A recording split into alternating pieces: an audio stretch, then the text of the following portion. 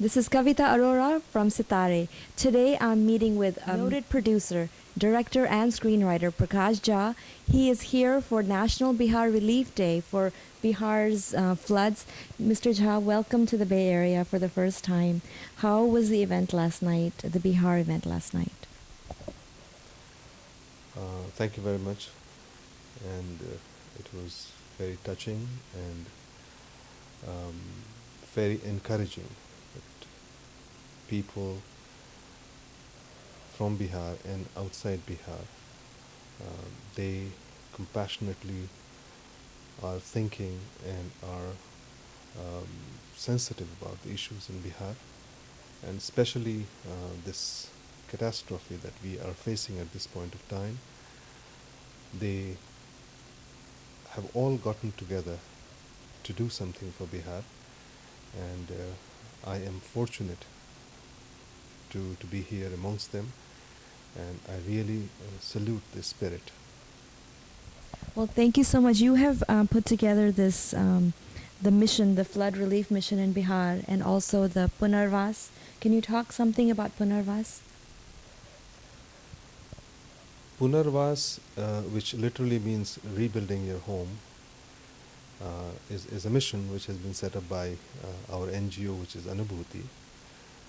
Anubhuti means an experience, and this has been done primarily to take care of about 5,000 people from the most affected areas and take care of them through the period that they have to live in camps, and then help them get back to their villages and rebuild their home, and probably taking this opportunity to rebuilding it much better, and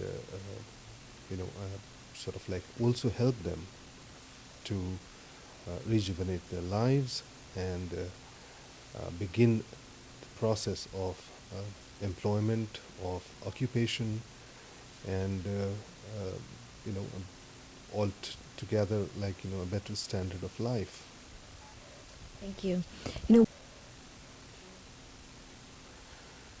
See this river Kosi, which flows into Bihar from Nepal and is situated in the northeast section of Bihar, has been called the sorrow of Bihar because it invariably brings floods almost every year. But these are floods which people have gotten used to.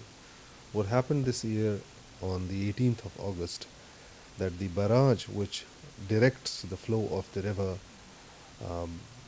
in Nepal, and it enters its usual course, that barrage broke and it breached about 4 to 5 kilometers and then later extended to about 8 kilometers, and it inundated areas which they had not seen flood for 50 years. The river changed its course by in some places 30 to 100 kilometers, and it submerged about more than 1,000 villages, making almost 3 million people homeless and creating a situation which was called as a national calamity by the Prime Minister of India. And we had to call all resources of the army, of agencies, of the government and NGOs to be able to evacuate these people, take them to safety, and the whole process of relief and rehabilitation is now going on. And you have taken on one village under your care. You're taking care of 5,000 people. That I was just so touched to see that your personal involvement is so deep in this. I mean, you were actually there. You're actually working with the people, in addition to raising funds for the whole effort. Can you talk a little bit about your personal experience in working there? But once I went there, it was difficult to move out. It was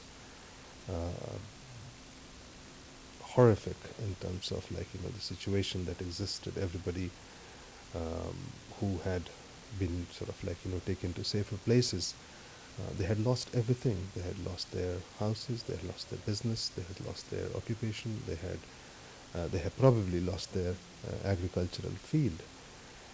Now, what we did was that we got into one of the most affected areas, and that is between um, Birpur, which is a small thriving town in India on the Nepal border, and Balua Chowk. And we have people from almost 12 panchayats, which means more than 15 to 20 villages. Well, some of them have taken shelters in other camps, and some of them are still sort of like reluctant to leave their houses.